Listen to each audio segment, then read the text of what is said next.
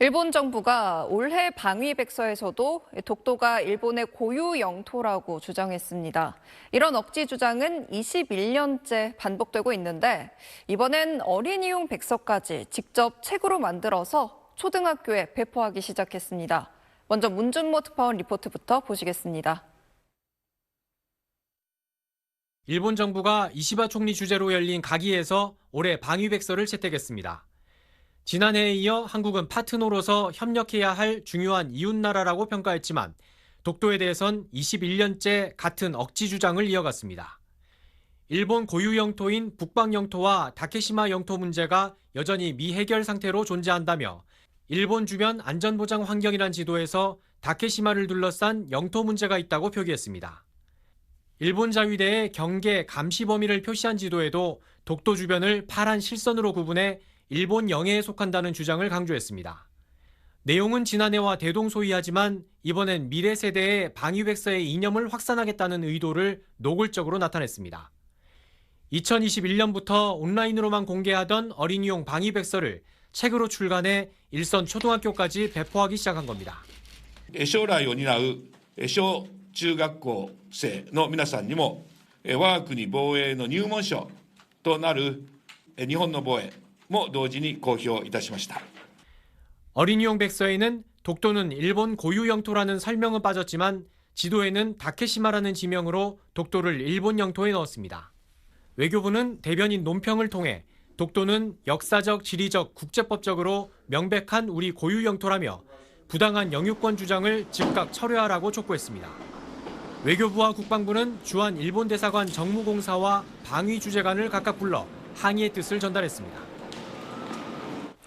그럼 도쿄 연결해서 좀 더 자세한 이야기 들어보겠습니다. 문준모 특파원, 이런 방위백서를 어린 아이들이 보게끔 별도 책자까지 만들어 배포했던 거 어떤 의미로 봐야 할까요? 네, 일본 미래 세대에게 일본 보수 정권의 역사 인식을 주입하겠다는 의도가 엿보입니다. 방위백서만이 아닙니다. 지난 4월에 일본 영토주권 전시관이라는 곳이 재개장했는데 어린이를 대상으로 한 안내 영상 한번 들어보시겠습니다. 北方領土と竹島というそれぞれロシアと韓国に不法に占拠されてしまっている島々があるの。日本人がそこで生活したり漁業をしたりできなくなってしまっているのよ。 이 전시관은 어린이와 청소년 관람을 유도하기 위해서 대규모 시설 투자까지 한 것으로 알려졌습니다. 일본이 미래 세대 역사 인식에 얼마나 신경 쓰는지 알 수 있습니다. 일본 정부가 최근 우리와 관계 복원에 적극적인 모습이었는데 실제로 하는 행동은 그렇지 않아 보이는데요. 네, 지난달 이시바 일본 총리가 한일 국교 정상화 60주년 행사에서 이런 얘기를 했습니다. 日韓協力の裾野をさらに広げながら、これまで紡いでまいりました交流のバトンをしっかりと次の世代へつないでいきたいと存じます。 전직 총리의 현직 장관까지 대거 참석해 일본의 태도가 전향적이란 평가도 나왔습니다. 하지만 민감한 현안에선 여전히 달라진 게 없어 보입니다.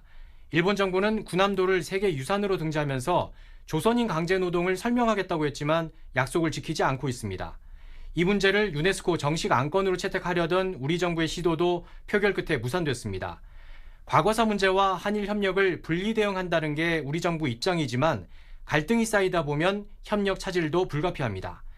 다음 달 이시바 총리의 종전 80주년 기념사와 10월 야스쿠니 신사 추계 예대제, 또 지난해 파행을 겪은 사도광산 조선인 노동자 추모식에서 일본이 어떤 태도를 보일지 주목됩니다.